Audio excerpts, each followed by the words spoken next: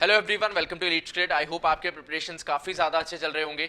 तो रिसेंटली जो कंसर्न निकल के आ रहा है स्टूडेंट्स का कि सर एलआरडीए सेक्शन में लास्ट के टाइम में क्या क्या हम चीज़ें करें कि हम लोग एलआरडीए में एक अच्छा स्कोर जो है वो एक्सपेक्ट कर पाएँ, और अगर आपके स्कोर्स कम आ रहे हैं तो इस टाइम पे अपने स्कोर्स को शूट कैसे किया जा सकता है। तो ये सारे पॉइंटर्स के बारे में बात होगा इस वीडियो में। सबसे पहली चीज़ तो ये है यार कि अगर मैं कैट की बात करूँ, वीएआरसी, एलआरडी और क्वांट की अगर बात करते हैं तो एलआरडीए सबसे इजी टॉपिक है अगर हम बात करें कि जिसमें हम लोग जल्दी से जल्दी मार्क्स में इंप्रूवमेंट जो है वो एक्सपेक्ट कर सकते हैं। क्वांट में क्या है, आपको कंसेप्ट पता होने चाहिए तभी इंप्रूवमेंट होगा।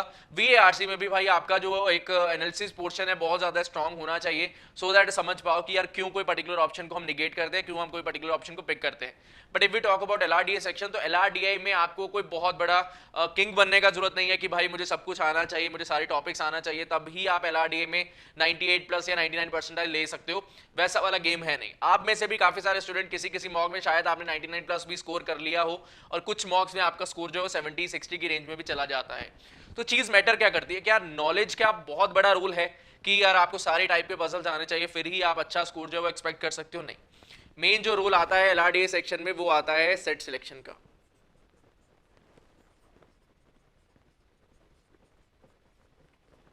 क्या जिस बंदे ने पेपर पिक किया, सेट अगर उसने सेट्स इस तरह के सिलेक्ट कर लिए जो कि इजी कैटेगरी के थे या मीडियम कैटेगरी थे, वो 2 से 3 सेट सॉल्व कर लेगा, मे बी अच्छे दिन पे वो 4 सेट्स भी सॉल्व कर लेगा और काफी अच्छा स्कोर जो है एक्सपेक्ट कर सकता है एग्जाम में। बट वहीं अगर कोई अच्छा स्टूडेंट है जिसने गलत सेट्स पिक कर लिए और उन सेट्स पे लगा रहा, 1 या 2 सेट्स ही सॉल्व कर पाया, तो उसके लिए प्रॉब्लम क्रिएट हो जाएगा ना, अल्टीमेटली उसका स्कोर जो है वो नीचे चला जाएगा। तो अगर आप 70, 80, 90 कोई भी परसेंटाइल की रेंज में आप स्कोर कर रहे हो और आप सोच रहे हो यार मैं अच्छा स्कोर नहीं कर सकता, 99 प्लस में नहीं जा सकता, हर ईयर स्टूडेंट जाते हैं मॉक्स में 80, 85, 90 की रेंज में फंसे होते हैं, कैट में एकदम से स्कोर निकलता है एलआरडीए में 99.4, 99.6, 99.7, इस रेंज में भी स्कोर जो है पहुंच जाते हैं। तो यार इसका बहुत बड़ा रोल है, सेट सिलेक्शन का बहुत बड़ा रोल है। अब सेट सिलेक्शन कैसे किया जाए भैया, राम राम राम राम करते रहे, शायद सेट सिलेक्शन अपने आप हम 1 2 3 4 में से थर्ड सेट पिक करें और सबसे इजी हो जाए, हम फिफ्थ पिक करें सबसे इजी हो जाए, भगवान का नाम लेते रहते हैं, माला जपते रहते हैं और वो पिकिंग हो जाएगा। ऑब्वियसली वो पिकिंग नहीं होगा। आई होप आप लोग ये पॉइंट सोच भी नहीं रहे हो कि भैया भगवान का नाम लेने से आपका सेट सिलेक्शन जो है बेटर हो जाएगा, नहीं होगा। सेट सिलेक्शन के लिए क्या इंपॉर्टेंट फैक्टर्स हैं जो प्ले करते हैं, जो आपको ध्यान में रखने होंगे सेट सिलेक्शन करते टाइम। सबसे पहली चीज तो ये सेट सिलेक्शन के रिलेटेड कि क्या आप ये सोचते हो कि आप कोई सेट सिलेक्ट करोगे और वो इजी सेट होगा और आप कर जाओगे हर बारी। मोस्ट ऑफ द टाइम्स हो सकता है आप प्रैक्टिस करते जा रहे हो तो मोस्ट ऑफ द टाइम्स आप इजी सेट पिक कर लोगे, बट सम टाइम्स ऐसा भी हो सकता है कि आपने इजी सेट की जगह पे, आपको इजी पिक करना था, इजी की जगह पे आपने गलती से डिफिकल्ट सेट जो है वो पिक कर लिया। तो भाई अब क्या, किस्मत खराब हुई, किसी दिन मॉक में भी अच्छा कर रहे हो स्कोर, कैट वाले दिन बाय चांस आपने डिफिकल्ट सेट पिक कर लिया, आपको पता ही नहीं क्योंकि न्यू सेट आ रहे हैं, आपने डिफिकल्ट सेट पिक कर लिया, तो क्या है भैया, अगर डिफिकल्ट सेट पिक कर लिया इसको लीव करना भी उतना ही बड़ा आर्ट है जितना कि इजी सेट को ढूंढ के सॉल्व करना। अगर आपने डिफिकल्ट सेट पिक भी करा 3 से 4 मिनट में, अगर उसको लीव कर दे रहे हो भैया कोई प्रॉब्लम नहीं है। 6 अगर सेट्स आ रहे हैं, 7 आ रहे हैं, उनमें से 2-3 तो कम से कम भी ऐसे होंगे जो मैनेजेबल होंगे एग्जाम कंडीशंस में। अगर आपने वो 2 या 3 सेट्स जल्दी से जल्दी ढूंढ लिया और उनको सॉल्व कर दिया, आपका कॉन्फिडेंस एकदम से शूट कर जाएगा और आप नेक्स्ट सेट्स के लिए जा पाओगे, और उसके लिए आपके 15 से 20 मिनट बचे होंगे, तो शायद आप 4 या इवन 5 सेट्स की रेंज में भी पहुंच जाओ। तो भाई डिफिकल्ट सेट्स को लीव करना भी इंपॉर्टेंट है, बट इजी सेट्स को पकड़ना भी इंपॉर्टेंट है कि यार इजी सेट्स को कैसे पिक किया जाए। अगर मैं 10 बार की बात करता हूँ, 10 में से 8 बार मैं डिफिकल्ट सेट पकड़ के बैठ जाता हूँ और बाद में मुझसे वो सॉल्व नहीं होता और मैं इजी सेट्स को लीव करके बैठा होता हूँ। सबसे पहली चीज यार सेट सिलेक्शन के टाइम में आपको क्या करना है, जब जब भी पेपर स्टार्ट होगा दिमाग में डाल लेना, बड़ा भाई समझ के कि यार आपसे बिल्कुल भी इस पॉइंट के रिगार्डिंग गलत एडवाइस नहीं दूंगा। आप एक चीज अपने दिमाग में डाल लो कि यार जब भी पेपर स्टार्ट होगा आपको पहले 2 मिनट तो एग्जाम में निकाल देने। 40 मिनट का पेपर है, सोच लो भैया 40 नहीं 38 मिनट्स का पेपर है। ये जो पहले के 2 मिनट होंगे ये आपको इन्वेस्ट कहां पे करने हैं, दिमाग में डाल लेना, ये कान खोल के रखो इस बात के रिगार्डिंग। ये पहले 2 मिनट आपका क्वेश्चन पेपर मोड ओपन होना चाहिए। क्वेश्चन पेपर मोड ओपन नहीं भी करना चाहते हो, नॉर्मली आपको सारे के सारे सेट्स देखने होंगे। सेट देखने का मतलब क्या है, आपको ये देखना है कि यार क्या क्या आया है पेपर में, कहां पे क्या छुपा है। फर्स्ट क्वेश्चन क्या कोई पर्टिकुलर टाइप का है, सेकंड किसी पर्टिकुलर टाइप का है, थर्ड किसी पर्टिकुलर टाइप का है, फोर्थ किसी पर्टिकुलर टाइप का है। आपको पता होना चाहिए सो दैट आप लेवल ऑफ डिफिकल्टी को जज कर पाओ कि यार किस पजल का कितना बड़ा लेंथ है, कौन सा पजल जो है वो बहुत ज्यादा शॉर्ट लेंथ का आया, कौन सा बहुत बड़ा आया है, कौन सा गेम्स एंड टूर्नामेंट से, कौन सा सेट थ्योरी, कौन सा सिलेक्शन से आया है, आपको पता होना चाहिए। अगर आपको ये चीजें पता होंगी तो आपके लिए सेट सिलेक्शन जो है वो काफी ज्यादा इजी होता है। ऐसा नहीं आप कर ही पाओगे, बट चांसेस बहुत ज्यादा बेटर हो जाएंगे कि आप अच्छे सेट्स को पिक कर पाओ। अब पहले के 2 मिनट अगर आपने हटा दिया, मैं कह रहा हूं यार आप 2 मिनट की मैं बात कर रहा हूं, आपके दिमाग में आ रहा हो सर 2 मिनट में कैसे पता चलेगा, मेरे भाई 2 मिनट बस आपको चेकआउट करना है। चेकआउट क्या करना है, क्वेश्चन आया उसको देखा ऊपर ऊपर से, यार उसमें क्या छिपा है, मे बी 5 से 10 सेकंड में चेकआउट कर लो, मे बी 15 से 20 सेकंड लगे किसी पर्टिकुलर सेट को चेकआउट करने में, भी 25 सेकंड लग जाए, बट इससे ज्यादा टाइम आप लोग नहीं इन्वेस्ट कर सकते हो किसी भी पर्टिकुलर क्वेश्चन को चेकआउट करने में। क्वेश्चन सामने आया, उसको देखा, उसमें क्या छुपा है उसको रीड करा, आगे बढ़ गए, देखा आगे क्या क्वेश्चन है, आगे क्या क्वेश्चन है, आगे क्या क्वेश्चन है, बस उतना सा करना है, बिल्कुल डिटेलिंग में नहीं जाना है। डिटेलिंग के लिए आपके पास ये 38 मिनट्स है, उसमें जाएंगे, पहले के 2 मिनट में आपको डिटेलिंग में नहीं जाना है।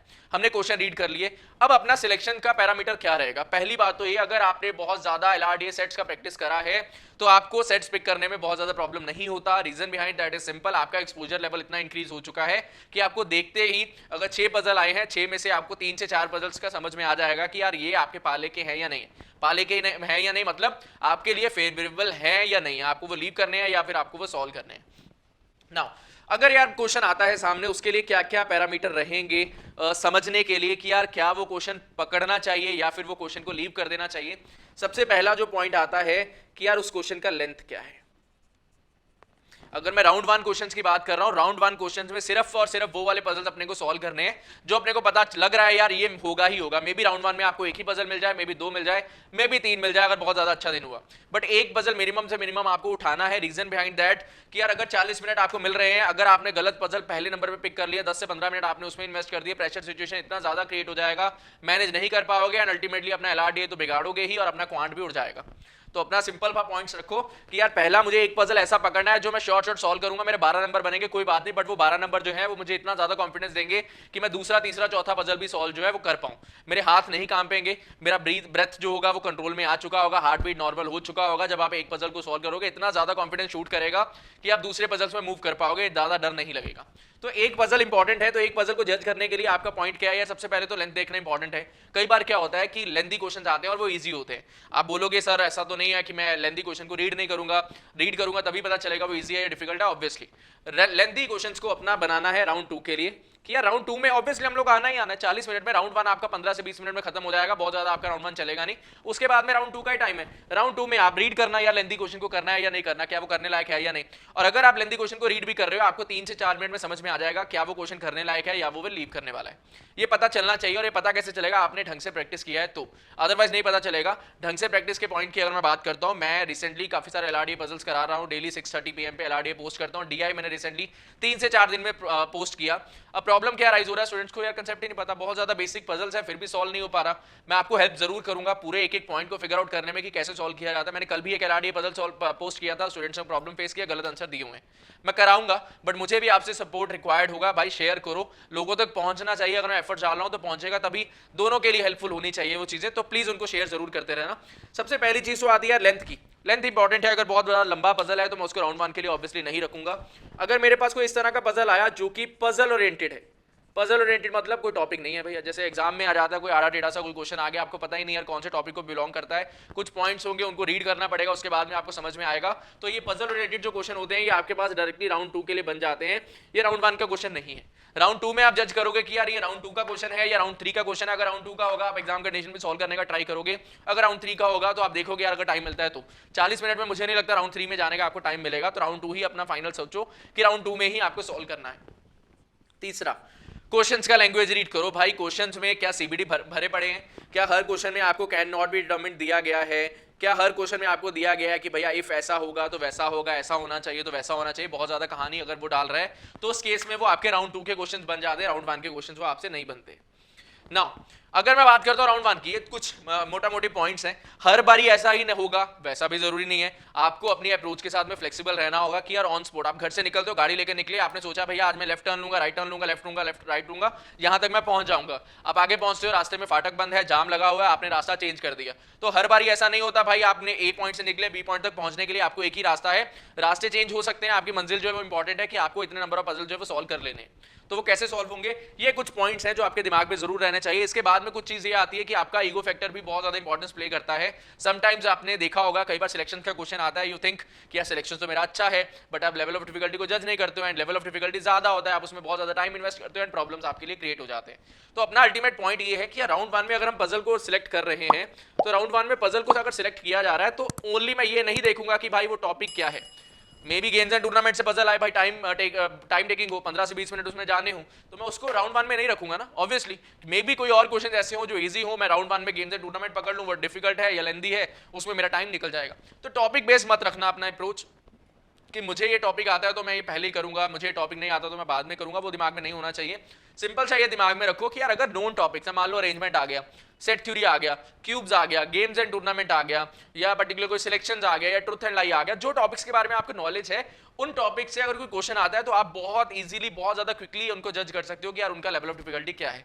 इसीलिए बेनिफिट होता है कि यार जितना ज्यादा हम अपना ऑरा इंक्रीज कर ले, जितना ज्यादा हम एक्सपोजर अपना बढ़ा ले, हमें हेल्प हो जाता है कि हम समझ पाते हैं यार ये मेरे लिए राउंड 1 का है या नहीं। मे बी किसी और पर्सन के लिए कोई पर्टिकुलर क्वेश्चन राउंड 1 का हो, आपके लिए वो राउंड 2 का है, और उसका राउंड 2 का क्वेश्चन आपका राउंड 1 का हो, depending upon the level of difficulty and उस टॉपिक में आपका कंफर्टेबल क्या है। तो वो डिफरेंट चीजें हो सकती हैं, बट अल्टीमेटली आपका एम क्या रहना चाहिए कि भाई मुझे फ्लेक्सिबल रहना है एग्जाम कंडीशन में। अगर कोई पर्टिकुलर क्वेश्चन आएगा, पजल ओरिएंटेड क्वेश्चन है, मुझे समझ में नहीं आ रहा कि यार इसका क्वेश्चन का आंसर क्या होगा, मैं क्वेश्चन 2, क्वेश्चन 3, क्वेश्चन 4 को भी रीड करने का ट्राई करूंगा, मे बी वहां पे कुछ हिंट हो और आपको वहां से हेल्प हो जाए। कुछ क्वेश्चंस मैंने आपको क्लासेस में, जो स्टूडेंट्स ऑलरेडी क्लासेस के पार्ट है, मैंने मॉक में भी आपको बताया कि वहां पे ऑप्शन का यूज हो जाता है।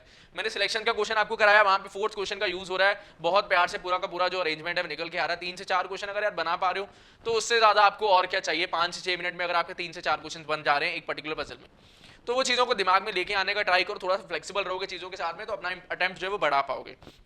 नाउ बात आती है 3 टॉपिक के रिगार्डिंग। तीनों टॉपिक के मैं नेम्स लिख देता हूँ। सबसे पहले टॉपिक आता है आपका सेट थ्योरी। भैया सेट थ्योरी को ढंग से कर लो, बहुत ज़्यादा ही इंपॉर्टेंट टॉपिक है। अगर किसी पर्टिकुलर टाइप के पजल में प्रॉब्लम है मुझे बताओ, मैं करा दूंगा। देन अपना टॉपिक आता है गेम्स एंड टूर्नामेंट। दिमाग में छाप लो, आपको आना चाहिए, चांसेस कम है पेपर में आने के, क्योंकि एक पर्टिकुलर टॉपिक बेस्ड है ये गेम्स एंड टूर्नामेंट, बट आना चाहिए, क्योंकि अगर एग्जाम में आएगा और बाई चांस आपको नहीं आता तो आप प्रॉब्लम फेस करोगे। बाकी लोगों को आता है, वो करके आए हैं, वो इजीली कर रहे होंगे, आप फंसे रह जाओगे। तो आपको ये पूरा अच्छे से आना चाहिए। तीसरा टॉपिक है आपका क्यूब्स का। अगर आपको क्यूब्स नहीं आता मुझे बताओ कमेंट सेक्शन में, मैं क्यूब्स करा देता हूं। अगर कोई ऐसा पर्टिकुलर टॉपिक है जो आपको लग रहा है यार ये आपके लिए प्रॉब्लम्स क्रिएट कर रहा है, डीआई काफी सारे स्टूडेंट्स का पेन एरिया था, मैंने ग्रुप्स पे क्वेश्चन भी अपडेट किए, उनका डिस्कशन भी मैं कराऊंगा। अगर फिर भी आपको कोई पर्टिकुलर डीआई है जो आपको लग रहा है यार ये लेंदी है या प्रॉब्लम हो रहा है इसमें, तो मुझे जरूर बताना। कुछ पॉइंट्स के बारे में आप भी सोचो कि यार 40 मिनट्स का अगर पेपर है, कोई पर्टिकुलर ऐसा क्वेश्चन है, पजल है जो बहुत ज्यादा लेंदी है, तो उस क्वेश्चन को करने का अपने को कोई बेनिफिट नहीं है। Reason behind that is simple कि यार आप उसको कर लोगे बट एग्जाम में दोबारा से आएगा, 40 मिनट्स के टाइम में आप उसको सॉल्व नहीं कर पाओगे। सीखने के पॉइंट ऑफ व्यू से अच्छा है कि यार आप उसको सीखो, उसको सॉल्व करो, बट अगर मैं बोलूँ यार आप एग्जाम कंडीशन में दोबारा से आएगा तो सॉल्व कर पाओगे, वो सॉल्व नहीं कर पाओगे। तो उन क्वेश्चन के ऊपर बहुत ज्यादा अपना टाइम इन्वेस्ट ना करना कि यार ये लेंदी है, मुझे जल्दी जल्दी करना है। हर एक क्वेश्चन का शॉर्ट अप्रोच नहीं होता, कुछ क्वेश्चन जो है they are meant to be lengthy, वो होंगे ही होंगे लेंदी, और वो इसीलिए दिए जाते हैं एग्जाम कंडीशन में कि यार कोई स्टूडेंट ऐसा जो अपने ढंग से पेपर अटेम्प्ट नहीं करता वो उन क्वेश्चन में बहुत ज्यादा टाइम दे दे, और बाकी कोई स्मार्ट स्टूडेंट होगा वो उस क्वेश्चन को बाईपास करके नेक्स्ट क्वेश्चन पे मूव कर जाए एंड इजीली वो बाकी क्वेश्चन को सॉल्व करके आगे बढ़ जाए।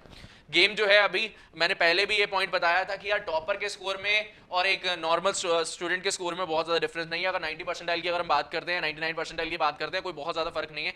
एक सेट का फर्क होगा 90 और 99 परसेंटाइल के बीच में, उससे ज्यादा का फर्क नहीं है। 16 मार्क्स बहुत बड़ा डिफरेंस क्रिएट करते हैं। तो जो सिली मिस्टेक्स वाला पॉइंट है कि जब जब आप 40 मिनट्स का प्रेशर लेके एकदम से हड़बड़ा के सॉल्विंग करने का स्टार्ट करते हो, आपका राइटिंग इतना गंदा हो जाता है, आपको खुद का पॉइंट ही समझ में नहीं आता, उस वजह से आपको दोबारा से सारी चीजें नोट डाउन करनी पड़ती हैं। तो ये पॉइंट को दिमाग में डालो कि अगर आप 5 सेकंड ज्यादा दे दो लिखने में और आपको दोबारा से उसको नोट डाउन ना करना पड़े तो वो बेटर चीज रहेगा रेदर देन आपको दोबारा से कट करके पूरा चीज दोबारा से लिखना पड़े।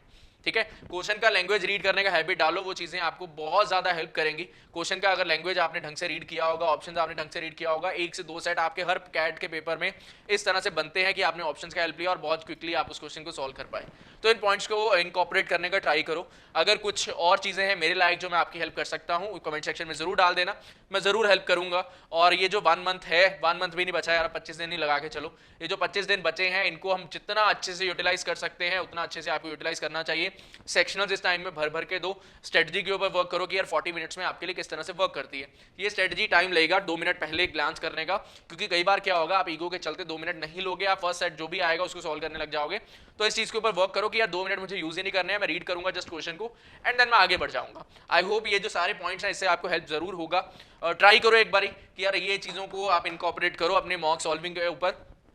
और पॉजिटिवली अटेम्प्ट करो। जो पिछले मॉक में आपका स्कोर आया था उसको सोचो कि यार मैं अगले मॉक में भी उतना ही लिखे आऊंगा, वो दिमाग में मत आए चीज। अगर वो चीज दिमाग में नहीं आएगी तो थोड़ा सा फ्रेश माइंड के साथ पेपर को अटेम्प्ट कर पाओगे और एक अच्छा स्कोर जो है वो मॉक्स में एक्सपेक्ट भी कर सकते हो। ठीक है, so that is all from my side. I hope मेरे सारे पॉइंट्स जो है वो आपको क्लियर हुए होंगे। लास्ट का जो आपका टाइम बचा है, अपना टारगेट रखो कम से कम भी 100 to 120 पजल्स आपको सॉल्व करने हैं। वो किसी भी फॉर्म में हो सकते हैं, मॉक्स के फॉर्म में, सेक्शनल के फॉर्म में, मेरे यूट्यूब वीडियोस के फॉर्म में, या फिर जो मैं डेली LRDA पजल जो है वो पोस्ट करता हूँ उसके फॉर्म में। जैसे भी है आपको 100 to 120 पजल जो मैं सॉल्व करने हैं इस टाइम में, वो मत रोकना। उतना अगर करोगे तो एक अच्छा पुश आपको मिल जाएगा कैट एग्जाम के लिए। So that is all from my side for this particular video. I hope you enjoyed it. अगर आपको चीजें समझ में आई हो तो वीडियो को लाइक करना एंड अपने फ्रेंड्स के साथ जरूर शेयर करना। That will be all. Thank you and happy learning, all the best. अभी बहुत ज्यादा प्रैक्टिस मैं कराने वाला हूं, तो मेरे साथ जुड़े रहना। चैनल को सब्सक्राइब करके बेल आइकन प्रेस कर देना, आपको नोटिफिकेशन मिलते रहेंगे। That is all, bye bye, all the best.